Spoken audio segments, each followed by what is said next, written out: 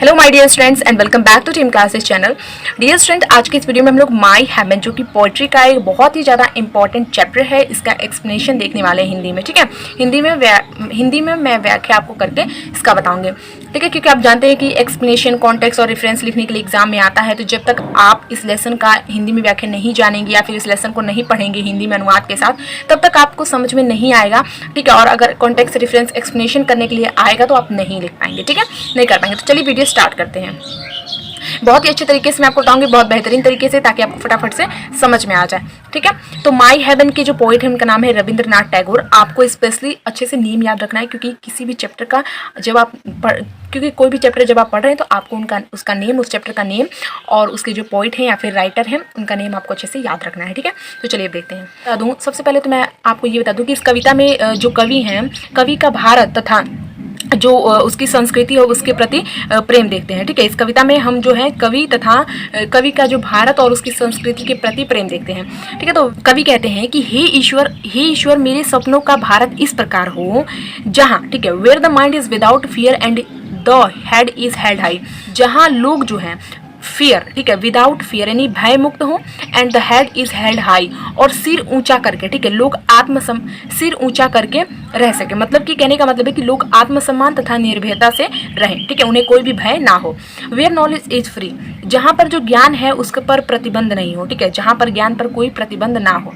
Where the world has not been broken up into fragments by narrow domestic walls, जहाँ संसार जाति धर्म, domestic wall से नहीं कि जाति धर्म, ठीक है, तथा भाषा के कारण भिन्न भिन्न वर्गों में ना बटाओ। ठीक है, not has been not broken up to into fragments, यानी कि भिन्न भिन्न वर्गों में ना बटाओ। ठीक है, एक बार और मैं आपको ये समझा देती हूँ कि कवि जो है वो कहते हैं कि हे ईश्वर मेरे सपनों का भारत इस प्रकार हो कि जहाँ जो लोग हैं वो बिना भय के हो, विदाउट फियर यानी बिना भय के हो, सिर ऊंचा करके जी सके यानी आत्मसम्मान के साथ रह सके, और जहाँ पर ज्ञान पर कोई प्रतिबंध ना हो। ठीक है, और जहाँ संसार जो है जाति धर्म तथा भाषा के कारण भिन्न भिन्न वर्गों में ना बटा हुआ हो। ठीक है, फ्रेगमेंट यानी बटा हुआ, तो भिन्न भिन्न वर्गों में ना बटा हुआ हो। ओके, अब आगे देखते हैं।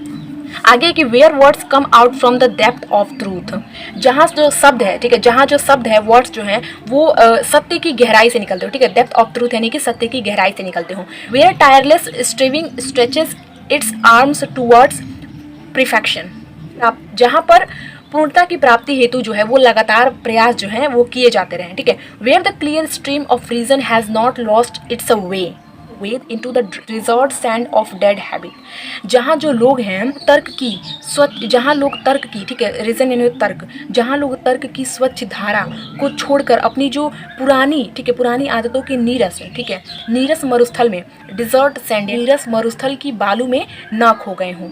अर्थात कहने का मतलब है कि जहाँ जो लोग हैं वो पुराने रीति रिवाज के आदि ना हो तथा तर्क के आधार पर नवीन विचारों को स्वीकार करने के इच्छुक हो। मतलब कि लोगों की विचारों में जो है परिवर्तन होता रहे। ठीक है, कहने का ये मतलब है। Where the mind is led forward by the thee into ever widening thought and action, जहाँ जो मस्तिष्क है, माइंड यानी मस्तिष्क, वो ईश्वर की प्रेरणा से सदैव विकसित विचार, ठीक है, विकसित विचार तथा जो कार्य है, कार्य की ओर अग्रसर होता रहे। ठीक है, into that heaven of freedom my father let my country away.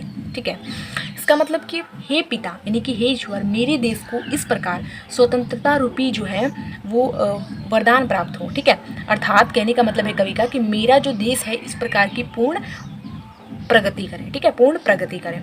तो बहुत अच्छे से, बहुत बेहतरीन तरीके से मैंने आपको बहुत अच्छे समझाया है। आई होप कि आपको बहुत अच्छे समझ में आ गया होगा। ठीक है, तो जो रविंद्रनाथ टैगोर हैं वो इस कविता में जो रविंद्रनाथ टैगोर हैं, कवि का भारत था, भारत की जो संस्कृति है उसके प्रति प्रेम देखने को मिलता है, जैसे कि मैंने आप सभी को बताया। तो बहुत अच्छे से मैंने आपको समझाया है। आई होप आपको वीडियो पसंद आया होगा। तो वीडियो पसंद आया तो वीडियो को लाइक, शेयर एंड कमेंट जरूर कीजिएगा, और चैनल पर पहली बार आए तो टीम क्लास चैनल को सब्सक्राइब करके साथ में नोटिफिकेशन बेल को भी ऑन कर दीजिएगा। ठीक है, तो मिलते हैं नेक्स्ट वीडियो में। Thank you so much.